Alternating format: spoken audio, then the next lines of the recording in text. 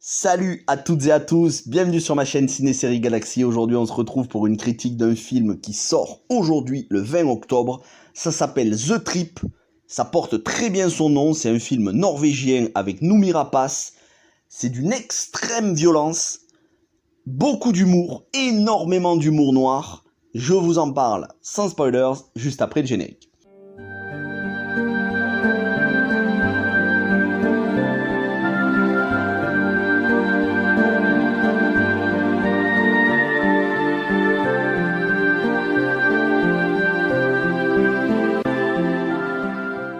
Alors The Trip, de quoi s'agit-il?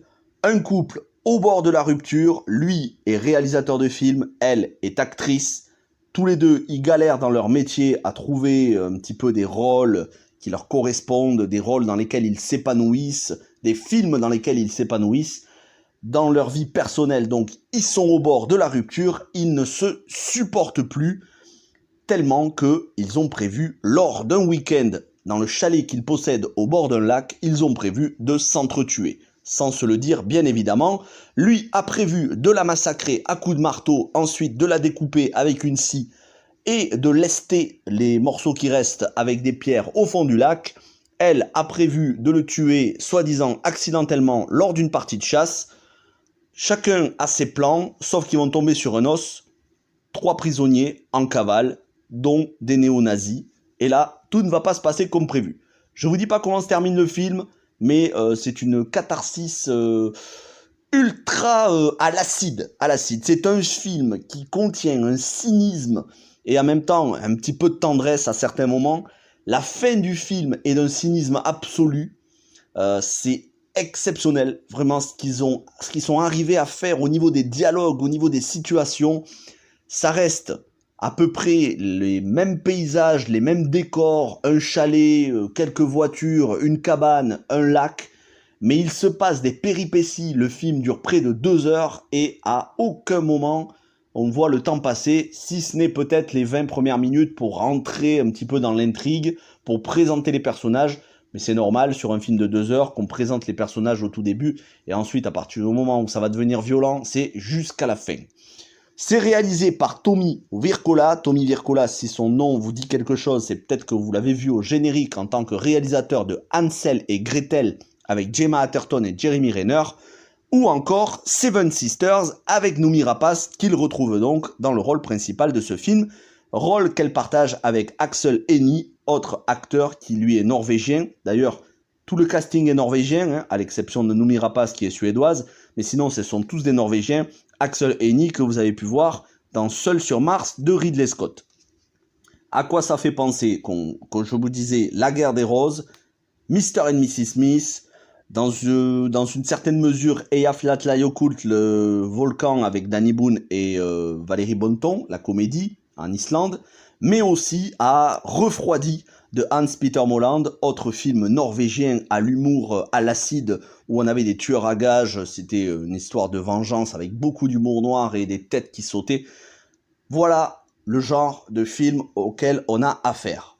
Pas de temps mort, une interprétation au top niveau, des scènes ultra chocs, mais vraiment, des scènes chocs. Ne mettez pas les enfants devant ce film. Vraiment, j'insiste. C'est absolument pas un film pour les enfants. D'ailleurs, ce serait inquiétant si les enfants rigolaient de ce film parce que vous allez assister à des scènes qui sont... Vraiment, j'insiste, le film devrait être en toute logique interdit au moins de 16 ans. Alors, il sort en DVD Blu-ray, donc je sais pas s'il est interdit au moins de 16, DVD, Blu-ray, VOD, mais il est extrêmement violent. C'est vraiment pas un film pour les jeunes. Donc, on a des scènes chocs. On a une catharsis des personnages, les personnages qui sont extrêmement bien écrits au niveau des dialogues, au niveau de leur psychologie. Ils sont bien développés, ils passent par tous les stades d'émotion, par tous les stades, on va dire, de subtilité dans le jeu des acteurs. C'est un sans faute. C'est encore une fois un film qui nous vient du nord de l'Europe. Les Danois, les Suédois, les Norvégiens, c'est vraiment eux le renouveau du cinéma et qui apporte un sang frais. Alors, le sang frais, là, c'est pour le coup, il est au sens littéral. Mais je vous conseille vraiment de voir ce film. Je ne vais pas le faire très long parce que je veux que ce soit une critique sans spoilers. Je veux vous laisser découvrir. La fin est excellente. Franchement, je m'attendais pas à cette fin-là. Je pense qu'on n'aurait pas pu mieux faire que ça. C'est juste d'un cynisme énorme. Mais c'est réjouissant comme film, et encore une fois, les personnages, on s'attache à eux, et à plusieurs moments, on est choqué, et on se dit qu'on n'aimerait pas traverser ce qu'ils traversent. Voilà pour ce qui est de The Trip. Je vais pas le faire plus long, parce que, encore une fois, sinon je me répéterai. J'ai envie de vous spoiler, mais je le ferai pas, donc je m'arrête là. Merci à toutes et à tous d'avoir regardé cette critique. N'hésitez pas à regarder ce film. Foncez, vraiment, vous allez vous régaler. Mais encore une fois, je le répète, ça n'est absolument pas pour les enfants ni pour les jeunes. Et je trouverais pas normal que des jeunes regardent ce film et se régalent devant ce film, parce qu'il y a beaucoup trop de scènes choquantes. Et quand je parle de scènes choquantes, c'est pas uniquement des scènes de violence au niveau du sang ou de violence graphique. Il y a d'autres scènes choquantes. Donc éloignez les enfants, regardez ça avec tout le recul nécessaire et vous allez beaucoup rigoler. Merci à toutes et à tous, portez-vous bien et puis n'hésitez pas à aller voir le reste des vidéos. Aujourd'hui il y a une autre comédie qui sort justement avec Danny Boone et puis sinon vous avez des critiques de séries.